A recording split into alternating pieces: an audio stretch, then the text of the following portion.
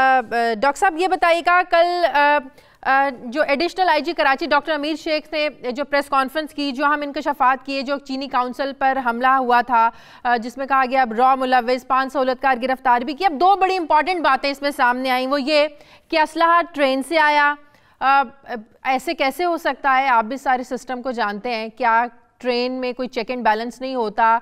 ये इतनी बड़ी मिस्टेक कैसे हो गई? और दूसरा, दहशतगर्द जाली कौमी शनाख्ती कार्ड लेकर कराची पे आए, ये मिस्टेक्स कैसे हो सकती हैं, स्पेशली जो असलहा ट्रेन में आया?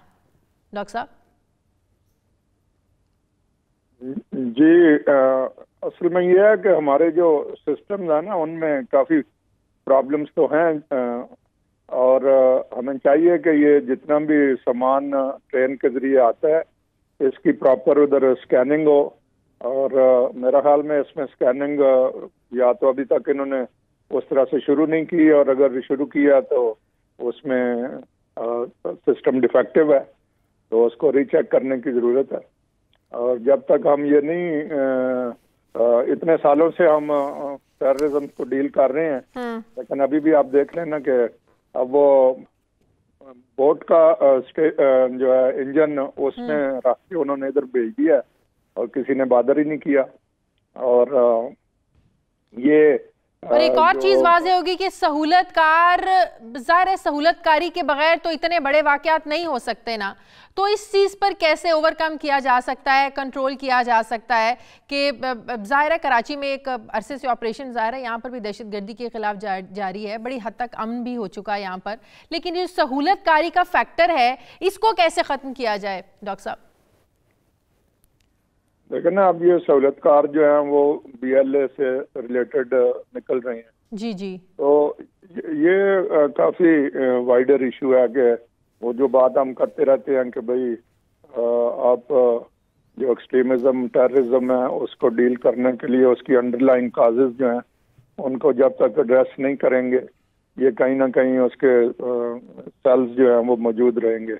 लेकिन जो मेन इशू है ना जिसमें, वो है हमारे सिस्टम एज ए होल किस तरह से रिस्पॉन्ड कर रहा है। एक आपने बात कर दी उसकी रेलवे साइड की, दूसरी आपने कहा कि जी नादरा जो है वो किस तरह से जाली कार्ड अब भी इशू हो रहे हैं।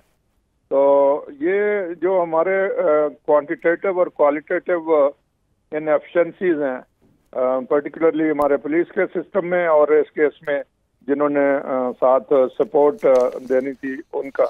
अब जब तक आप पुलिस को प्रॉपरली रिफॉर्म नहीं करते, वो प्रॉपरली इक्विप नहीं करते, जो उनकी ट्रेनिंग में डेफिशिएंसीज हैं वो नहीं पूरी करते, जो उनको इक्विपमेंट मॉडर्न चाहिए वो नहीं देते, तो ये इश्यूज तो रहेंगे। और मैं समझता हूँ कि कराची पुलिस डिजर्व्स अप्रिसिएशन कि उन्होंने 7 हफ्ते के दौरान ये ऑलमोस्ट सारे जो ये फैसिलिटेटर्स हैं उनको अरेस्ट कर लिया है, और कुछ कराची से किए हैं, कुछ बलूचिस्तान से बाकी किए हैं। जी जी। एक आध रह गया, वो भी लगे हुए हैं, ये उनको मिल जाएगा। अच्छा डॉक्टर साहब, एक और बड़ी आम बात, सहूलतकारों के खिलाफ मुकदमे में पुलिस ने एक क्लास मुकदमे की दरखास्त क्यों दी? क्या ये इदारों के दरमियान कोई फुकदान था, अदम एतमाद? ये क्या है एक क्लास मुकदमा?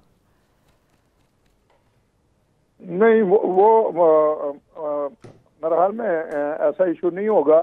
और ये वहाँ सिंध में ये रवाज A class, B class, C class का है, वो दुरुस्त कर लेंगे उसको। ऐसा नहीं होगा कि अगर उनके ऊपर एविडेंस है तो उस एविडेंस को ये प्रॉपरली प्रेजेंट करेंगे।